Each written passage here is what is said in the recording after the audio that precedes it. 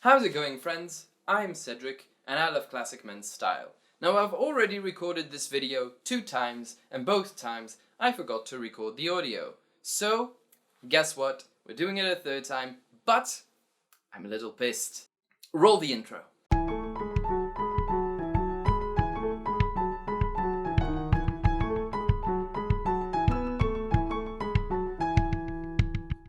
Before we get to the video, I hope you like the look of this video. I've tried to work a little on the lighting. I hope you like it. If you did, let me know in the comments. Give me compliments. I said, give me compliments. Bitte schnell. Give me compliments. I said, give me compliments. Bitte schnell. Please. Right, let's start with the video. Bam! In this video, I'm going to give you 5 quick style tips.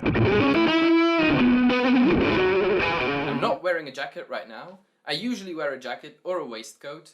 If you usually wear a jacket or a waistcoat, then it is okay to have a bit of a baggier shirt like the one I'm wearing right now. Why? You might ask. Good question. It has a few advantages. First of all, a baggier shirt, it's not going to untuck itself as easily. Secondly, when you move, your shirt doesn't open as much. It doesn't show your skin or your undershirt as easily. Third, it's more comfortable. Now, if you aren't wearing a jacket or a waistcoat most days, then I would still advise you to go for a bit more of a tighter fit. Depending on your body type, possibly a slim fit.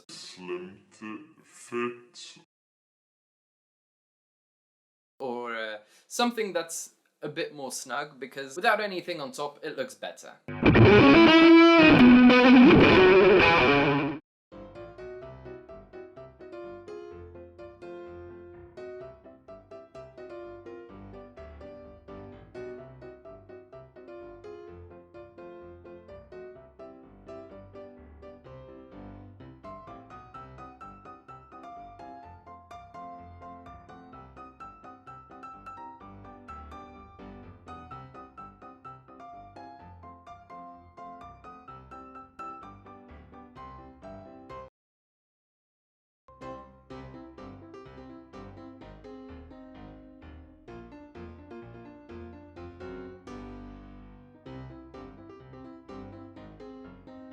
Third piece of advice. Oh yeah, we are going quickly. So my third piece of advice is, if you want the best way to keep your trousers up, wear braces. Your trousers literally can't fall down if you're wearing braces. There are 3 types of braces. There are the ones with clasps, the ones with buttonholes, and the ones which combine the 2. First, I have to talk about the ones with buttonholes. Now, the ones with buttonholes are generally considered to be the best. They last the longest because clasps lose their grip with time. Secondly, they are considered to be more stylish, not as tacky as the clasps. Third, clasps can, as I already said, jump open, and that's really annoying, and that is not the case with the buttons. However, clasps also have their advantage. The advantage of clasps is that you can wear them on any pair of trousers. Now, I know you might think, Oh, but I don't like braces. They make me look like an old man. They make me look like a hipster, and that's just not my aesthetic. I get you, but if you're like me, I wear a jacket or a waistcoat pretty much every day. As long as you wear something over your shirt, no one can tell. No one can see that you're wearing braces. It's just your Dirty little secret. Right, so we've already done 3. Let's keep this mojo rolling! For my 4th tip, I want to talk about what I would call the centerpiece of your outfit. A lot of people say that you can only wear 1 statement piece per outfit, and I disagree. I think you can wear 1.5. 1.5? What does that mean, Cedric? I can't wear half a jacket. I can't wear half a waistcoat. I can't wear half a shirt or half a pair of trousers or 1 shoe.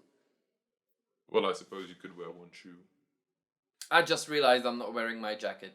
It's getting a little cold. I'm gonna put it on. Give me a second. Approximately 10 hours later. Let me explain. One of my statement pieces that I love to wear is my red double-breasted waistcoat. Another statement piece that I like to wear is my spectator shoes, which you've also seen in a video already. When wearing those together, the statement piece of the outfit is still the waistcoat. Now, when your eyes drift down, you might see the shoes and go, you're not going to look as much like a clown as if you were wearing like a really bright jacket with a really bright shirt, for example. So how do you do it then? Well, what I would say is make sure that one of your statement pieces is bolder than the other. In this case, the waistcoat is bolder than the shoes. The second thing you want to make sure is that the two bold items that you are wearing are not right next to each other. You're not going to wear a really bright shirt with a really bright tie, for example. My final tip is about grooming. I know, my hair looks bad, I need a haircut, I know. Right now, I don't feel like I'm the kind of person to tell you what your haircut should look like. But if your style is more classic, a really short haircut, generally speaking, doesn't really go with that style. Go for something at least long enough that you can sort of comb it back. Hairstyles that are a little too modern don't go very well with a classic style unless it's a bit longer. You might be interested in growing a beard. If that is the case, definitely go for it. I support you all the way. It's a tough journey, but the end result is so satisfying. But if you have a beard, try to trim the bottom of your beard as well to give your face some more structure. Some people say that you should follow the jawline. Other people say that you should shave in a straight line.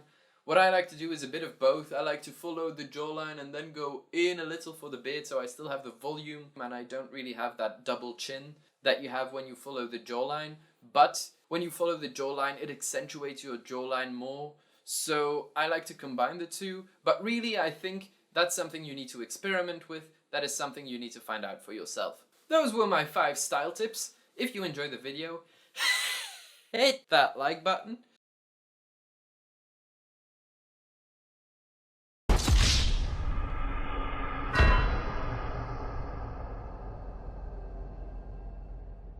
Subscribe to the channel if you haven't already.